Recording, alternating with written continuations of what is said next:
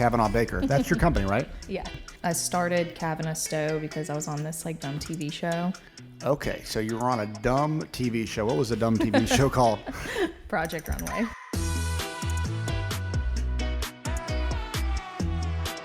We filmed this time last year, and it aired in end of February, beginning of March of this year. Okay. Yeah. How old are you now? I'm 27. 27, and you're living in Nashville. Mm-hmm.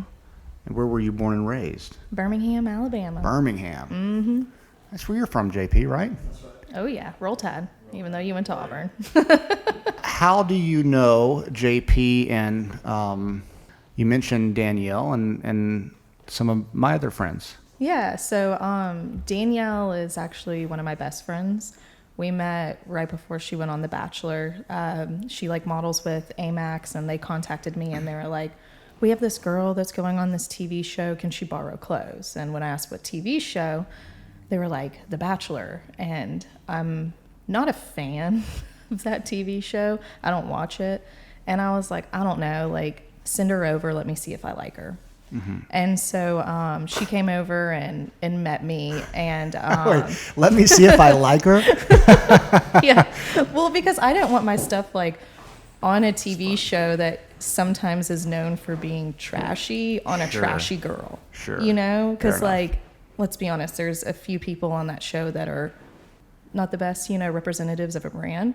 And when I met Danielle and got to know her, I was like, oh my God, she doesn't even need to go on this show.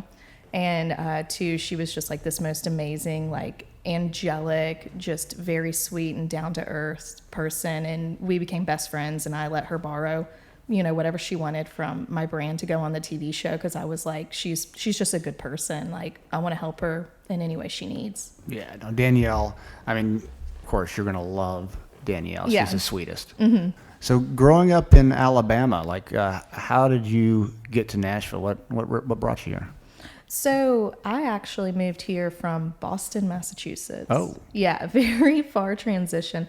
Grew up in Alabama. Parents wanted me to do the state school route. They wanted me to go to Bama. My brother played football at Bama. And so my dad was pushing me hard to get a business degree at Bama and to go into the family business. And I just had no interest in that whatsoever. And I'm not a sorority type girl at all. And so I went to Savannah College of Art and Design in Savannah, Georgia, and got a degree in fashion design with a minor in photography. And from there, I was recruited my senior year to be a designer at Reebok headquarters for CrossFit and UFC apparel. And so being in a creative field and getting a paid job straight out of school is unheard of. So I took it and I was I want to move to Boston. This sounds cool. I've already lived in New York for internships. Let's try Boston for a little bit. And got up there, and it was a really great opportunity being in Boston. I loved Boston, but I didn't necessarily like my design job at Reebok because it wasn't design. It was more computer work. And so I called my parents and I was like, hey, I think I'm going to quit my job and start my own business. And my mom was like, no, don't do that. You need to just move to New York and design in New York and give it a few years and then maybe start your own business. And then my dad was like, no, just get out of there. You don't need to work for anyone. Start your own thing. I'll help you. And I just I had probably 3 months left on my contract at Reebok, and I had enough. I was so over it, and I just quit my job and went to New York almost every single day on the train and started doing developments and research and meeting with manufacturers and fabric sources. And then from there, I was like, okay, I need to set a home base. Where am I going to live? And I was like, well, I'm a Southern girl. The North is super expensive. I was like, I want to move back to the South and start my business in the South. And I looked at, Dallas, Houston, Miami, Atlanta, and something told me deep in my gut, move to Nashville. I don't know why. If you would have asked me when I was young, would I ever live in Nashville, Tennessee, I'd probably laugh at you. And my parents were so against me actually moving to Nashville. But I was just like, I don't know why. Like something's telling me I need to be in Nashville. And I just literally picked up and moved to Nashville and drove down from Boston, and it was a long drive, and I made it and started the business. Wow. And so when was that? This was 2015, I think. Yeah, it was August of 2015 is when I moved here. Yeah. Yeah. So you have an interesting business because one, it's fashion, but two, it's business. So you have the creative side, but then you have the very structural side of, you got to pay bills, make money, et cetera. Yeah. Like, how do you separate the two and kind of move on? Like how do you do that? It's very hard trying to take like my creative side, and like when you are creative, sometimes the more money you spend, the more extravagant and beautiful your designs can be. And that was an extreme struggle starting my business, because I had all of these beautiful designs that everyone wanted, but I couldn't find like manufacturing cost efficient, because I would be mixing like leathers with silk charmeuses and velvets, and it's like extremely expensive to manufacture those pieces. So if I try to sell those at a full retail cost, I was looking at like a $7,000 jumpsuit. And as a brand new designer, no one's going to spend money on that. Like, it was beautiful and it caught people's attention and it got them interested in my brand. But I was like, okay, like I need to be smarter and look at this as a business side, because if I keep designing the way I'm doing, I'm never going to have a business. Like, I'm going to be done in like 6 months. Like a charity at that point. Yeah, exactly. And so it was a lot of discipline and a lot of learning to force myself to design in a cost-efficient way. But, I luckily have a very business-oriented family from like my father. He was an entrepreneur and started his own business. So growing up, I like constantly listened to him about what he did and how he did things and how he looked at money and how he looked at costs and how he looked at the consumer. And I just really went off of my knowledge of what I've learned from him. And then, of course, like, he's not a fashion dude, but I would call him about, like costing things and, trying to figure out, how do I make contingency work when I have a piece that's already expensive? And, how do I make sure I'm getting a full wholesale cost and I'm not losing too much money? And it was, I don't know, it was hard. I still struggle with it from day to day with collections. And, but it's just, I don't know, it's just something I keep trying to learn. Sure. And so in 2015, when you came to Nashville, where did you start? How did you start? What did that look like? So I moved to Nashville, got a condo, or not a condo, an apartment in Midtown, thinking like, oh, like I lived on the Gardens in Boston and I met so many people. I'm going to move on to, what is that park called in Midtown? The Parthenon? Mm-hmm. That one. I was like, I'm going to get an apartment over here and I'm going to meet so many people and make friends, because I had no friends here in Nashville.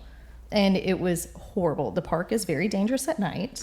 I did not know that. I didn't know that either. I did not make any friends. Everyone that lived in my building were like doctors and nurses. And so like, I never like met anyone. And I like, it took me, I was expecting it, to take a few months to like make friends, but I signed a lease in Cummins Stations, which is where I'm still at for my studio. So I like networked myself when I moved here, went to a bunch of different parties by myself, like totally out of my comfort zone, and just would walk up to people, introduce myself and be like, I just moved here and I'm starting my own business. Like, what do you do? And just like networked and networked and networked. And after every single party, the business cards I would get, I would go home and immediately email them and ask them to meet for coffee.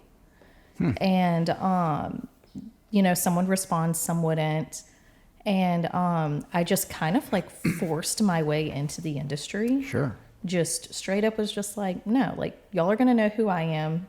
I'm no one important, but I want y'all to know me. And from doing that, I ended up meeting a bunch of people that were really willing to help me. And I had my samples and they were like, well, what can we do for you? How can we help you? What can we, like, who can we introduce you to? And one of the girls introduced me to Megan Barry. And I talked to her and I did her symphony ball gown. And I did it custom. And so like I would go to her office and fit her and go to her house and do fittings. And she was my first paying client ever. And like at this point, my studio wasn't even like ready. I was in a room down the hall with just like no cutting tables and just 2 sewing machines. And I was like, well, I got to make it work. Like I told her I would do it. I got to figure out how to do it. You got to. And then from there, the next thing I know, like I got a little bit of press off of, you know, because she was the first female mayor of Nashville. Got some press off of that locally. And then the next thing I know is that Kelsea Ballerini stylist is at my door. And I'm like, okay. And I like get an email and they're like, you know, we read about you, we heard about you through the grapevine of people here in Nashville. Can you do a custom piece for Kelsey's Peter Pan music video? And I immediately was like, yeah, like, what do you need? They sent me the treatment for her music video. I sent some sketches, didn't hear back for a little bit. And then I heard back like a week before and they're like, okay, we want this sketch, but we want it to be like, you know, drama on drama. And we have a specific color and we have no measurements on what size she is, but you have a week to get it done. Can you do it? Another situation of not knowing how I was going to get it done, but I said yes anyways. And I actually flew to New York at the beginning of that week and had to color match everything to a certain Pantone color, from nettings to crepe silks, regular silk, silk chiffon, and leather, and was running around the fashion district, like literally had a flight up and a flight back on the same day. And picked up all the fabric, bought way more than I needed because I was like, if I mess up, I don't have any other opportunity to get this fabric again. I'm talking like I could have made probably 10 of the designs with the amount of fabric I bought. And I buy it, I get back to Nashville, and I literally look at photos of Kelsea. I've never met her in person. And I'm like, she looks like she's my size. So I literally measure myself and start patterning and making the garment to fit me. And so typically with like fashion, you get measurements, you do a muslin mock-up, which is like in a cheap cotton fabric to make sure like darts are in the right placements and like, you know, certain depths and, you know, you can move and it fits correctly. Well, we only had one fitting and it was a final fitting like 6 hours before they needed to get on the plane to fly to Vegas. So I like didn't sleep at all. Like I took naps under my cutting board where my fabric was. And like my dog goes to work with me every day, so she would like come up and like snuggle with me, and we take like, you know, 30-minute naps and then get up and keep working.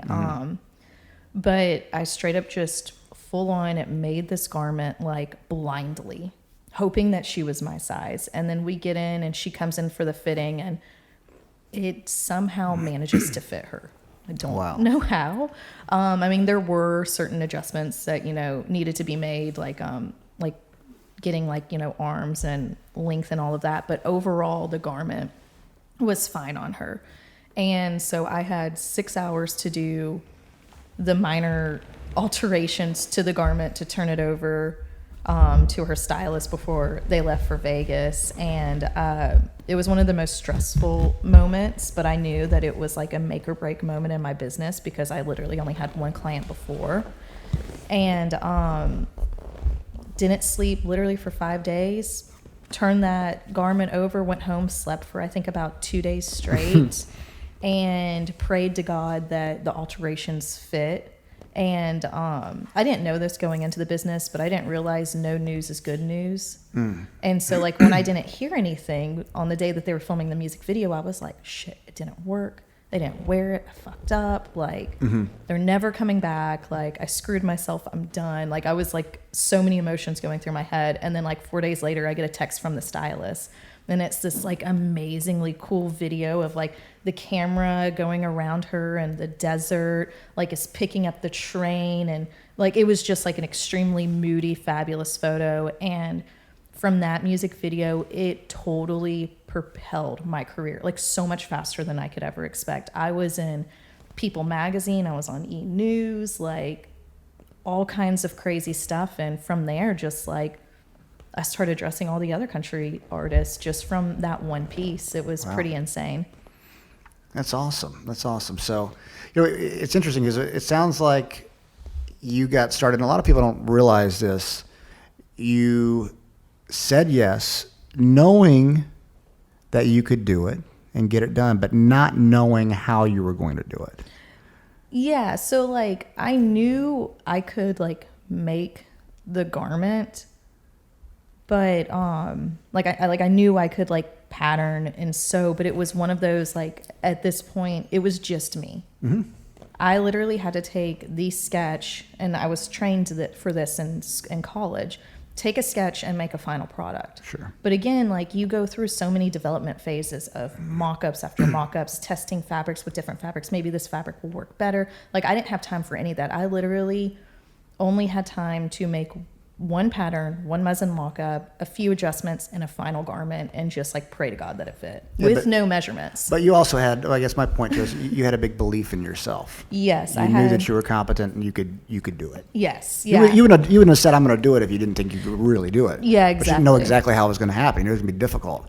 But a lot of people get so stuck on, it's got to be perfect, and I got to know exactly how I'm going to do it, and then they never take any jobs or take any risks because, they're afraid. Yeah. They don't take that jump. They're not getting outside their box. It had to be a little uncomfortable doing it. Like, oh my God, you're a little nervous. Like, what if I don't do it? You have those little things in our heads that are telling us we can't do X, Y, and Z. Yeah. But then the stronger point of view is saying, no, I can actually do this. Yeah. And at this time, I was 23 years old. Right. Like, literally had just opened my doors, and it was one of those where I guess I didn't have like a cockiness about me, but something in me, and there's this like, I forgot who it is. I think it's Sam Walton's quote or something where it's like, when someone gives you an opportunity that can like make or break you, you say yes and you figure out how to do it later. Sure.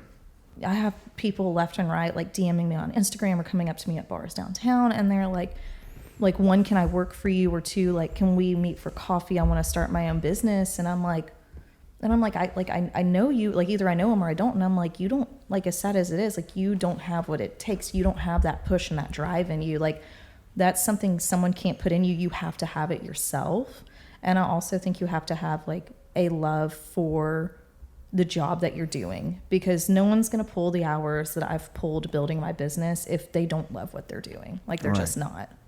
Well, and I don't know how much you know about my background, but I trained professional mixed martial arts fighters. I was a professional fighter myself, and one of the things that we had was hard work always beats talent when talent refuses to work hard. Mm-hmm. And of course, if you get a very talented person that's willing to work hard as well, then that's even better. But pretty much, if someone was willing to work hard, they would beat the talented person pretty much every time. Easily. And you've got to have both. Especially, I had a fighter. Who, actually, he wouldn't mind me saying this, so I'll go ahead and say it. His name was Dave Herman, one of the best athletes I had ever worked with in my life. He was 6'5", 245 pounds, 5% body fat, went 13-0 as a pro without really training. In college, he walked onto Indiana's wrestling team, never wrestling a day in his life, and went 28-7-ish his first year as a freshman. I wrestled my whole life. I couldn't even break a Division I team.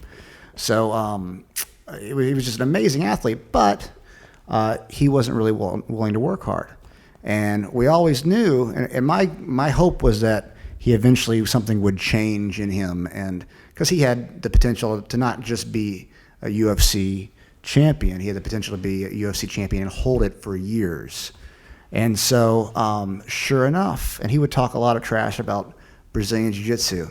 And we'd laugh about it because I have another background in Brazilian Jiu-Jitsu. It's like, oh, that stuff doesn't work. And I'm, okay, Dave, like you get a 250-pound Brazilian Jiu-Jitsu world-class black belt that you're, fighting with. You might get armbarred, something like that. And then, sure enough, at the highest levels in the UFC, the hard work. He didn't have the hard work, so the talent was getting beat by the guys who were working really hard. Mm-hmm. He had talented guys that were working really, really hard. They weren't as talented as him, but they couldn't. But he wasn't taking it to that next level.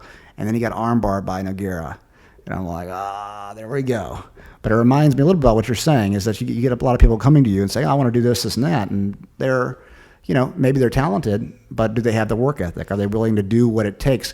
Like you're going beyond the extra mile. You're flying to New York and you're looking at all the different fabrics and you're buying extra fabric just in case you make a mistake, and all of these things. You're taking risks and you're putting in the work and you're sleeping under your table, and then you reach a certain point where you're successful and you're, dressing some big people, and then all of a sudden it takes off. And a lot of times people don't realize all the sacrifices and the thing that it took to get you to that point. Yeah, like no social life, having no money. Like my first 3 years of my business, I would be pulling, like getting in and work at like 9 a.m. because I am not a morning person. And then I'd be going home on like a normal day, like 9 to midnight would be like a normal day for me. I eat lunch at work. Sometimes I don't eat lunch at all. I would try to go down and get a little bit of a workout in at the gym, and I would work most weekends. Like I grew up playing competitive soccer. One thing my family always pushed in us was like what you were saying, like if you work hard, like you're going to be rewarded for your hard work, but you have to put in the time and the effort to show the people that you're willing to do whatever it takes to deserve that opportunity. And for me, when I hire people and when people are working for me, I see that because I don't care if I have the best pattern maker in the world. If she's a turd to me and she doesn't work and she's showing up late to work or leaving early or not doing this and that, she has an attitude, she can go. I'll figure it out. I've made it clear that I can figure it out before. I can send stuff to New York or I can do it myself, but I'm not going to deal with someone that has a bad attitude. I'd rather bring in someone who really wants to work and build with my company and is showing that they're learning and wanting to be there than someone who just, it's just like, oh, well, I'm good, so she won't get rid of me. She needs me. Right. Everyone can be replaced. And I don't think a lot of people know that, is that every single person in this world is replaceable. Yeah, no, that's very true. In every company, I mean, it's even myself. I'm very replaceable in what I do, because, I mean, there's always and there might actually, as time has gone on, I've actually put people. I'm not the CEO anymore. I brought in a much better CEO than me, to be the CEO, and he does an amazing job. But a lot of people don't feel like that they're replaceable, and they absolutely are. They absolutely are. Yeah, and it's something that with my company, we now do wholesale and we're sold across the country to stores. And it's every season when I'm designing a new collection, I have to be better than I was last season in terms of fabrications, fit, design, styling, because there's always someone new that can do things better or is the hottest thing of the minute, or someone who was older that, is coming back into the game. People don't have to spend their money on you. You have to tell them no, I'm worth the money. And it's a really interesting game to play, because it can make you very in your head and insecure of holy crap, if I'm not this collection was so successful, if next collection isn't successful, then it could ruin my entire business. Mm-hmm. And so it's an interesting field to be in, because everything you're not guaranteed to sell the way that you sold one collection or two collections before. And you could be really hot for 3 years and all of a sudden your business can die off and no one ever buys you again. In a sense of a designer, I do everything the opposite that the way the industry does it. So for example, I live in Nashville. No one lives in Nashville in the industry. I manufacture in New York. That's not a no-no, but a lot of people don't manufacture in New York. And so and I only do one collection a year. So I focus on outerwear pieces. And it's because when I was building the business, before I knew what my niche was and who my consumer was and what the price point that was the sweet spot for my consumer, I was trying everything to test it in the market.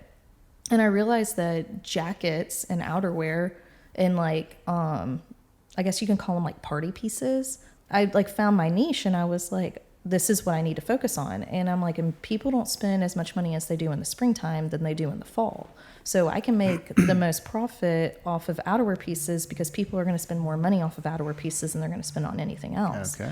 And also, as one person being one designer, I'm there's only so much I can turn out as a designer creatively that I'm actually proud of. I can design all day long, but is it actually going to be worth the time and the development process for someone to buy? Probably not. And also on top of it, I do a lot of custom.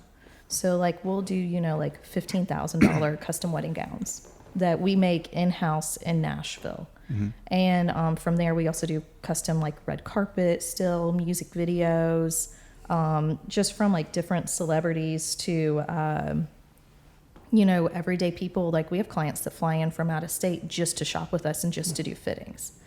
And so I'm like, I got to focus. And that was one hard thing as a designer, was to say, like, I am focusing on one season a year, and then the rest of it goes to my custom clientele, because if they're paying that kind of money for a design, they need my full attention. Like, it's not fair if I don't give them my full attention as a designer. And I was thinking, so you've only been technically owning your own business for 4.5 years or so. 4 years. And you've had a lot of success in that, short period of time. Like, where do you see, I don't know, the next 4 years? Where do you see it going? Oh God, I want to stay a very small, sustainable luxury brand. I don't want to be mass manufactured. But I would like to see my brand grow as, like, stores picking us up in Europe. Like, we've already had some interest in some stores in Europe, but we're trying to figure out the manufacturing for them. But I'd like to have like brick and mortars and be a very direct consumer business, because it's a lot more profitable that way. But at the same time, I'm realistic in the fact that it's very hard to become luxury brick and mortar direct to consumer without having people like, Bergdorf Goodman and certain select like high-end stores picking you up and telling the consumer, we trust this brand, so you need to trust this brand. And so, my goals for the next 4 years are to get into like a store like Bergdorf Goodman and to sell worldwide. Like, we have a few international customers, but not enough to be sustainable as a international brand.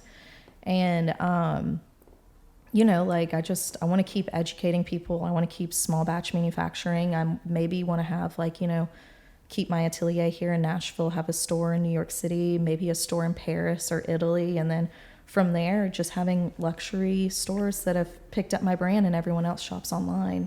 Like, there's something about being so unique and special that I think is what attracts ladies to shop and spend money more. Like, I want the people that shop with me or fly into Nashville to get custom and to meet me to really feel like they're a part of a brand, rather than just like shopping like, fast fashion or at something like Nordstrom's. Like, just, it's there because they think the mass market will like it. Like, my brand isn't a mass market brand. It's a very special brand. So I want my consumers to feel like they're a part of something more than anything else. Gotcha. And so you said your office or your store is at Cummins Station? Right now, yeah. So we're in Cummins Stations right now. But we're hoping within a year, once our lease is up, to move to Green Hills and to have a full-fledged shop, an atelier, and custom fitting area. When you went over there, like what's the room like? It's like the exposed brick? No, it's not exposed brick. It's very like French Italian inspired. So you walk in the front and it's like a showroom, and there's one sample of each thing hanging up, and we have one dressing room, and I have Nora Jones playing on repeat. That is like my favorite radio station to play for customers to come in. Always have a candle lit. And then you go through this massive archway with a curtain, and then you're in the back in the chaos and mayhem of my studio that is never clean. And the Office is always playing in the background because I have a TV back there, and I'm like, I got to have The Office on while I'm working. And there's 3 of us in the back, and if you catch a glimpse, you see like fabric samples hanging, our mannequins with muslin mock-ups on it, patterns everywhere. Like, certain garments are in the production of like samples or final garments. It's a very unique experience to shop with us that isn't in the US a lot. Like, an atelier style like what we have is not like, even like the high-end brands like Carolina Herrera, like the fact that she still has an atelier in her studio and like in her office is extremely rare. It's primarily a Parisian thing, and that the French brands have. So it's something that I wanted to bring to Nashville to be like I was saying earlier, to feel like something special, like you're a part of something that you can't get anywhere else. Interesting. So someone comes in, what is the shopping experience for them? Like, what, if you were to describe the experience for someone that's coming to do something with you that's custom, what would they do? They'd walk in, and how, like, what would you process? People can come in, walk in, for, like they can walk in, but we also have an appointment system. I like to shop with my consumers by appointment. Sure. And especially like my custom clients, I like them to give me a little bit about who they are before they come in. So I'm not going into things blindly. I already have fabrics pulled. I already have certain like design ideas mocked up. And you sit down with me and my dog, Mufasa, who's there every day. What kind of dog is it? Miniature golden doodle. I see. Okay. And so she greets everyone and like sits in their laps and like thinks that they're there for her. But you sit down and it's a very intimate one-on-one design meeting where you tell me like what makes you feel confident as a woman and what you like to wear and what you don't like to wear and what makes you feel good, what doesn't make you feel good, what you would like to see yourself as. And, I really sit down and like just ask them just very like broad general questions. And, I'm like, try to get more to know about who they are as a person to be able to design for them. Because when you're doing custom, you can't just be like, oh, here's a quick sketch. This is what you need. Like you really have to study your client and you really have to understand them and know how they feel in garments with certain fits and what silhouettes work for them. It's a very difficult thing to do, which is why my price is so high, because it takes up so much of my time and attention.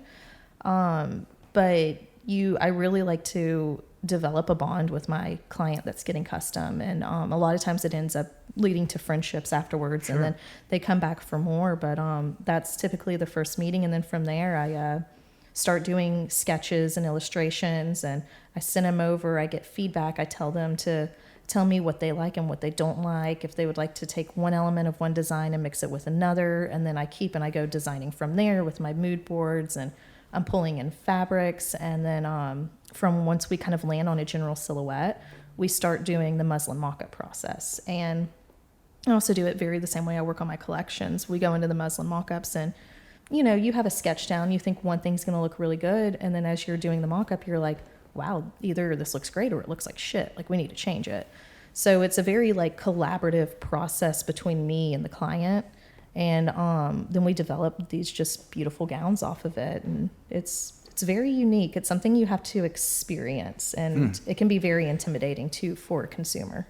It sounds like an experience though. Yeah. I mean, I'd almost like to see it because it sounds like something that, yeah, as a guy shopping, I know you're not doing this for guys, but yeah, it sounds like something that I would be interested in too. You know? Like whenever I was in Thailand, in June, and there's a bunch of suit makers out there.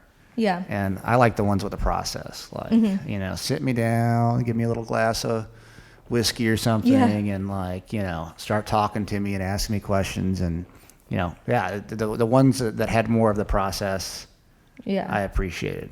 Exactly. Yeah. Because it's like at least the way I want to do it is I want the consumer to feel nothing but comfortable with me, and I want them to trust me. Because I've only had a few custom pieces that haven't been successful, and it's because the client wouldn't trust me and wouldn't let go. So like we would go into fittings and they would be like, they would double think themselves and be like, no, like it needs to be this or it needs to be that. And they would take it is a collaborative process, but they would take too much control and I would lose my design element and I would become a seamstress. So also with like my meetings with these clients, I'm like, I tell all my clients, I'm like, I am a designer. I'm not a tailor. Right. Like if you want someone to make you this dress you see in your head, like that's great. I'm glad you want something custom, but you need to go find someone that's just a sewer because I'm not. And so it's really like, getting the people to trust you and let you take your creative like process and just kind of like go wild with it. Yeah. Well, you are the professional. They're the ones that has kind of an idea in their head, but they got to let you work your magic. Yeah. And I've had clients that we've gotten halfway through a process and I'm like, you know what, you need to go buy something off the rack. I was like, cause it's not going to work. Like I've done this so many times. Like the way that you've been in every fitting, you don't trust me and you're never going to like an outcome. You're not someone that likes custom. You need to see a garment before you buy it. And like, that's totally fine. Like it doesn't bother me. I don't, I don't think less of that person. I don't think less of my design abilities as myself. It's just that it's a very unique situation for people that are, have the confidence to be able to do it. Interesting. So 4 years, you kind of gave us your vision of the next 4 years. Like, what about 10? What about 20? Like, if you could imagine yourself at any place, as far as the biggest part of your career, what would that be? I would like to, this is, thinking way beyond what might even be realistic for me. I would love to have actually an atelier in Paris and split my time between the US and Europe and have a couture team out there and actually do Paris Couture Fashion Weeks and create these just insane, dramatic, one-of-a-kind garments that is like what I'm doing now, but just on steroids. And, really developing my name to be like a fashion house. And not that I would ever be like the next Coco Chanel, because I'm realistic and not obsessed with myself. But she started with these just hats in a tiny little French studio where she made them in the back and had her shop. Her clients would be like, oh, we want these different things. And so she started with the suits and she started with the tweeds. And from there, she just listened to her consumer and grew and grew and grew. And now her business, is however many years old. And it's one of the oldest standing couture fashion houses in the world. And so, and that's everyone's dream as a designer, is to have a couture house in Paris. But that's something that if I could get to that point in my career, I would, it would be amazing. I don't know what I would want after that, to be honest. I mean, but you have to, you've thought about it before. Mm-hmm. You've had to map it out. What would it take to get to that point? What if it were? It might be an unrealistic thought, but at the same time, it's obviously happened for some people, and they did something specific to get to that point. Maybe there was some luck involved, but it was probably a lot of hard work. Yeah. But if you could have that, what would it take for you to get to that point? What it would take for me to get to that point is keep developing my brand the way that I'm doing it. Whether I end up becoming extremely profitable within my brand, I could start funding myself to do it. Or if I had an investor come in, LVMH, who owns the majority of all the big fashion houses, which I never want to be fully owned by anyone. But if someone wanted to come in and take, a percentage of my brand where I was still the main percent holder in it, but give me the money and the resources and help me hire the people. Because to be a couturist, it is you can't just be oh, I'm couture. It is, you have to be approved by the organization and do all of these, all of these different kind of schools and certain amount of time working under people as apprentices. It's a very difficult process to be a true couturist. What is a true couturist? How first? So couture is it's custom, but they're sitting there and not only are they making these insane custom gowns, they're going in and they're hand appliquing, let's say for example, on a silk chiffon, beautiful gown, tulle flowers. They're making the flowers hand done. Wow. And then they're going in and hand sewing them on, and they're sewing on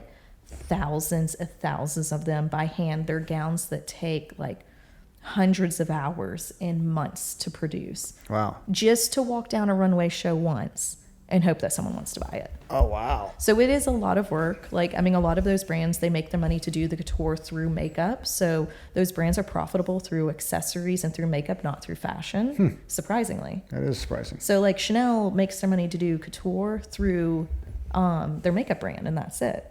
They don't make really much money anywhere else. Interesting. Yeah, so it's a very difficult business to get in because my consumer group is already pretty small, but then you get into the point where you're making $50,000 gowns. There's only about 7 women that one can probably afford it, but actually are willing to buy it. Interesting. So it's more of an art than anything else, Yeah. museum pieces. So Project Runway. I guess we kind of started off with that at Yeah. the beginning. You were just on that. Yeah. How did you get on the show? And like, for someone who doesn't know anything about it, tell me all about it. So I had no desire ever to be on reality TV. I'm not a TV person. Like, I literally watch The Office and Family Guy like 24/7. That's the extent of my television. And so it was like 4th of July last year, and this like email ended up in my spam, and then I had like all these missed calls and voicemails from this like random number in LA. And I was like, oh, this is bullshit. Like, whatever. I'm not answering it. Kept getting more emails and more phone calls. And it was Project Runway trying to cast me for the next season. And so I answered them, and I was like, thanks for the opportunity, but like, I don't like reality TV. Like, I'm trying to build a business. Like, a lot of the things that I've seen with your TV show is that it's gotten catty. It's not design based. It's about like good TV, not about building a good designer. And they were like, no, like we're changing it. It's back on Bravo. It's left Lifetime. Like, we're doing it design based. We have all these different people on board. Like, we really want you to be a part of it. And I wouldn't give them an answer, and they kept calling and calling and calling. And they guaranteed me that it wasn't going to be drama based and it was going to be design based. So I was like, you know what? Like, screw it. Like, I'm going to do it. I'm going to try it out. So I signed my contract, flew up there, and started filming. And when I got there, like what you would expect from a bunch of like artsy people is, everyone's like kind of nice, but also kind of like fake. But I don't know. It's a very interesting environment. And I'm someone that can like sit down and get along with everyone, but I'm also extremely blunt with dry humor. And a lot of those people didn't like that part of me. So I thought I got along with everyone, but apparently some of the people on the show from day one didn't like me. And then there was a lot of kind of like tension built up between me and different characters, because I was the only one on the TV show that had a brand behind me. Mm-hmm. And like at this point, Heidi Klum has always been the host of Project Runway, and Heidi Klum had already been a client of mine for like a year. Oh, wow. Like, she's already worn my stuff publicly. So people were like, why are you here? Someone else deserved your spot. Like, you already have celebrities. You already have a business. Like, this isn't fair. Life's not fair. Yeah, right? I was like, well, sorry. They wanted me. I didn't even apply. And then whenever the contestants found out that I didn't even apply, it like made them more mad. Oh, wow. So like, I want to go watch this now. So like, what happened? So I'm not on the TV show long, thank God. When I got up there and kind of saw the way that everything was set up, I was like, I need to get out of here immediately. I was like, this is not good. This is just not my environment. So like, we were going on, and first of all, the way the competitions are set up, everyone designs in their own way. Everyone has their different process. Well, the process that Project Runway forces you to be on is the complete opposite of my actual process for designing. Oh, okay. So like, I like to see who my model is, what kind of body I'm dealing with, and what my fabrics are, and what my budget is before I design anything. Well, they make you design first, and then they give you your model, and then they give you your budget, and then you go fabric shop. Oh, wow. So like, for me, like, it was taking my process and completely flipping it. And I was like, I have to see fabrics. I just can't guess that a fabric store is going to have this fabric. Like, sure. I'm a very like novelty textile person. Like, I design based off of touch and feel. And so number one, that really threw me off. And then my model, who was so sweet and beautiful, her measurements that they gave me to like what she was supposed to be were completely different than her actual size. Oh, no. So like, my garments that I made, they told me she was smaller than she was. She was about 2 to 3 times sizes bigger. Oh, wow. Yeah. And so that really messed me up. Was that like on purpose? Was it like a reality show? They do it on purpose. And it's not just like me, they do it to like everyone. Right. So there was other people in there. But did they act like on the show though that you just messed up? Is that what their thing is? So it's like, it's so funny because like Christian Siriano was like our host, or like our Tim Gunn.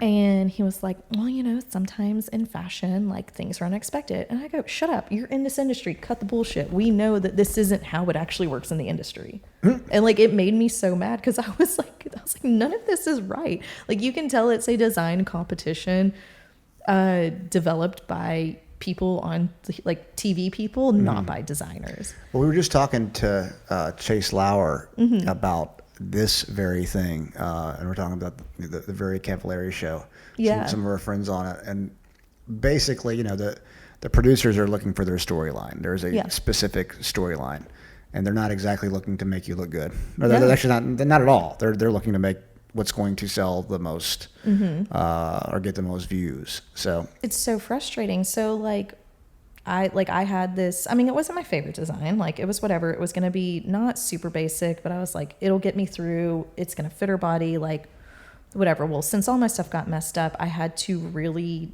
dumb down the design and use a different fabric I didn't want to use. But I was like, she's going to be in a finished final garment that fits her and she looks good in, and she's going to walk down the runway and walk straight out the door and go have cocktails with her friends. I was like, to me as a designer, that's more important than designing some like ridiculous avant-garde outfit to send down the runway as a wow factor. So when it came to like the deliberation process with the judges, like I was on the bottom, and it was like, of course, me and 3 other people on the bottom, and the judges like didn't have that many mean things to say about my garment, but they were like, it's so basic. And I go, like, I think this might have been they didn't air this part, but I think this might have been like why they were like, but she just needs to leave. I go, yeah, no shit, it's basic. Do you know what I had to deal with today? And like the judges just looked at me like, what did she just say to us? I was like, this isn't what I would want to turn out. I was like, go get on my website, see the stuff that I actually design. I was like, I ran into issues. This is the way I decided to solve it, instead of putting her in a ridiculous outfit and sending her down the runway. Because the girl that was up against me as the bottom one, like, had just this like it was just, I was sitting there and the garment was literally popping and falling apart on the runway, where like my girl was like in a wearable outfit. Right.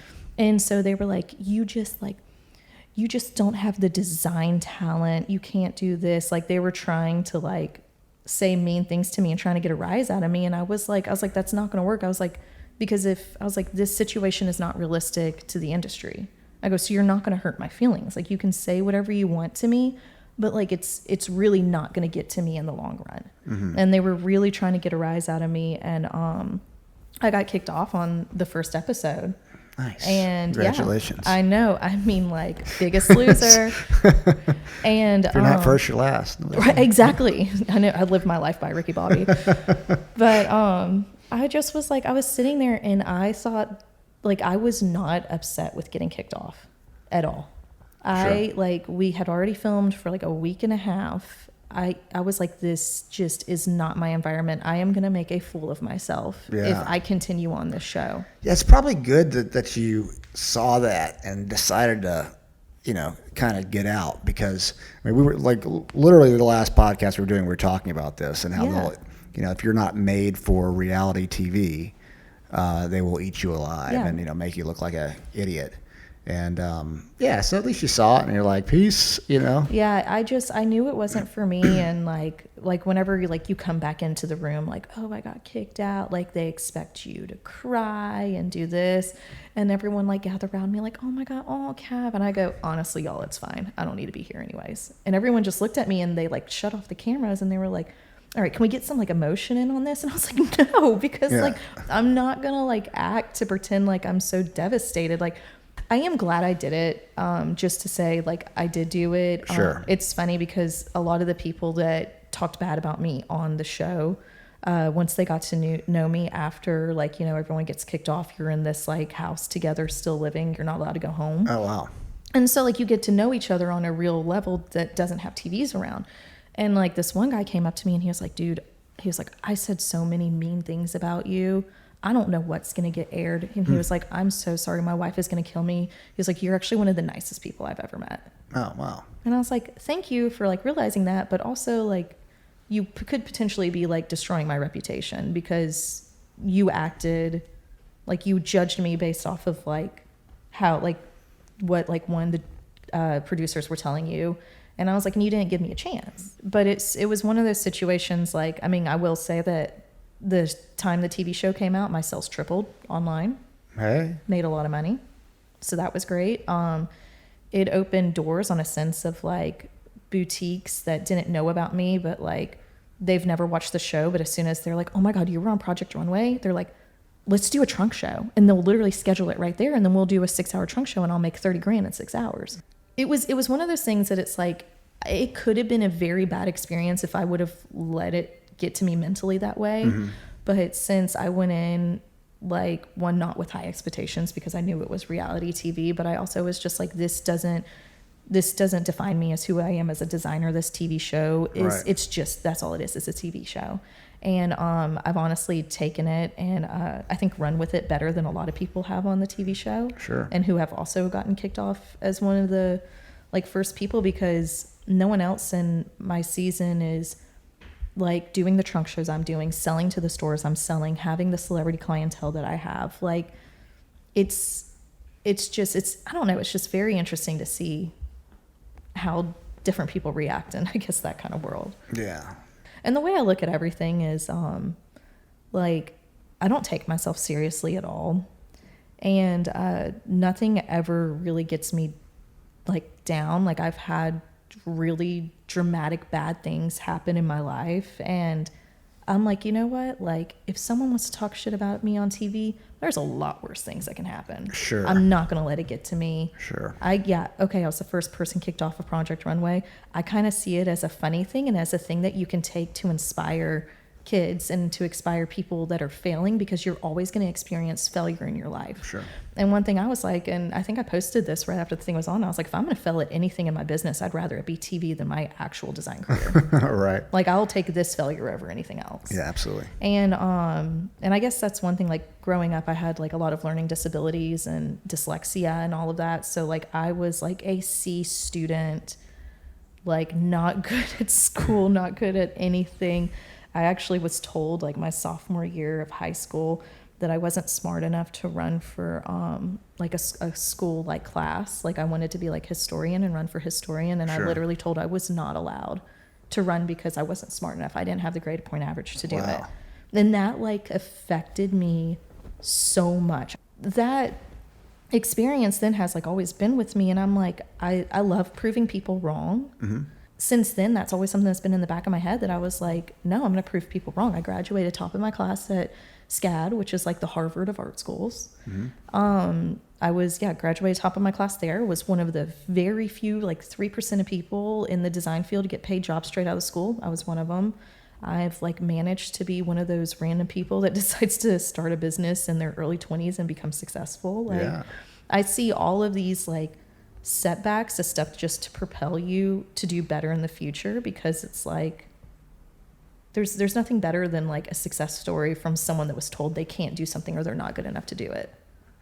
What would you tell somebody out there that's kind of just not even in design per se, but starting their own business or going after something like that? What would you tell them? Geez, there's a lot. I mean, again, kind of what I was just going off of. There's going to be so many people that are going to tell you that you can't do it, and you need to just get that negativity out of your life. And you need to listen to the constructive criticism rather than just the straight criticism. And if you believe in yourself and you know you can do it and you have the hard work and you're willing to put in the hours, you can be successful. It just takes time. And when you fail, don't give up, keep going. And I mean, success takes a long time. It's not starting a business and you're immediately successful. I mean, like, I'm 4 years in and I still have a really long way to go. But at the same time, where I am 4 years in my business is much further than a lot of people would ever be 20 years in their business. And so it's just like everyone develops and becomes successful on your own terms, and you need to define what success is to you. And then that's how you need to go off of. You don't need to go off of anyone else's definition of success. Right on, straight from the mouth, Cavanagh Baker. And I'm blunt. I'm super honest. There you go. It's true. Thanks for coming on the Big Idea Podcast. We appreciate you. Thanks for having me. All right, peace.